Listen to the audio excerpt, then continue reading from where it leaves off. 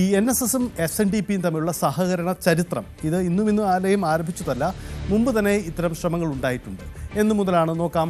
അതായത് മന്നത്ത് പത്മനാഭൻ്റെ കാലഘട്ടത്തിൽ തന്നെ ഈ വിഷയാടിസ്ഥാനത്തിലുള്ള ഒരു സഹകരണ നീക്കം ആരംഭിച്ചതാണ്. അന്ന് തന്നെ വിഷയാടിസ്ഥാനത്തിൽ ഈ സഹകരണ നീക്കം ഉണ്ടായിരുന്നു.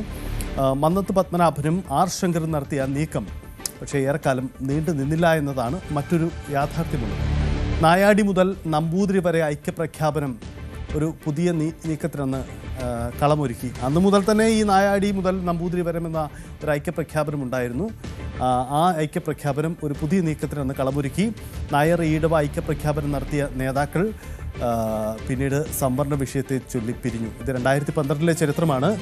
ലീഗ് മേധാവിത്വത്തിന് ശ്രമമെന്ന് വാദമുയർത്തിയാണ് വീണ്ടും ഈ ഐക്യശ്രമം നടക്കുന്നത് എന്നതുകൂടിയാണ് സാഹചര്യം. അതാണ് 2012 അതിനു മുമ്പും നടന്ന, അതായത് ഇരു സമുദായ സംഘടനകളുടെയും രൂപീകരണ കാലഘട്ടം മുതൽ തന്നെ ഹിന്ദു വിഭാഗത്തിലെ ഈ രണ്ട് പ്രബല സമുദായങ്ങൾ തമ്മിൽ ഐക്യശ്രമങ്ങൾ മുമ്പും നടന്നിട്ടുണ്ട് എന്നതുകൂടിയാണ് കാരണം. പക്ഷേ ഈ ഐക്യശ്രമം ഏറെക്കാലം പിന്നീട് നീണ്ടില്ല.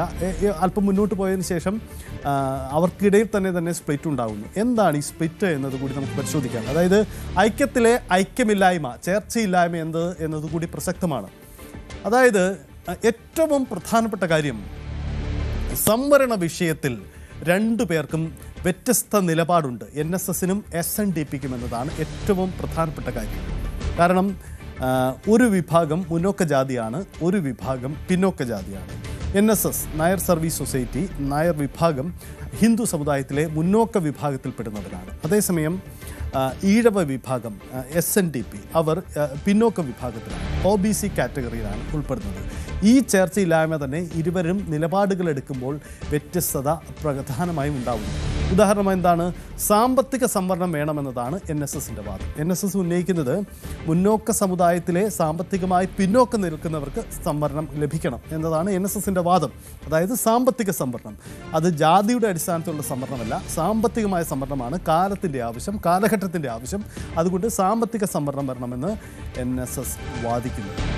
എന്നാൽ മറ്റൊരു വ്യത്യസ്തമായ കാരണം സാമുദായിക സംവരണം വേണമെന്നതാണ് SNDPയുടെ വാദം. സാമുദായികമായ സംവരണമാണ്, OBC വിഭാഗം. അതുകൊണ്ട് തന്നെ ഞങ്ങൾക്ക് ഭരണഘടനാ പ്രകാരം തന്നെ അത്തരമൊരു സംവരണമുണ്ട്. അതുകൊണ്ട് ആ തരത്തിലുള്ള പരിഗണന ഇക്കലും കിട്ടണം. അതായത് ജാതി വ്യവസ്ഥയിലെ സ്ഥാനങ്ങൾ എന്നും ഇരുവർക്കുമിടയിലെ തർക്ക വിഷയമായിരുന്നു എന്നതാണ് പ്രധാനപ്പെട്ട കാര്യം.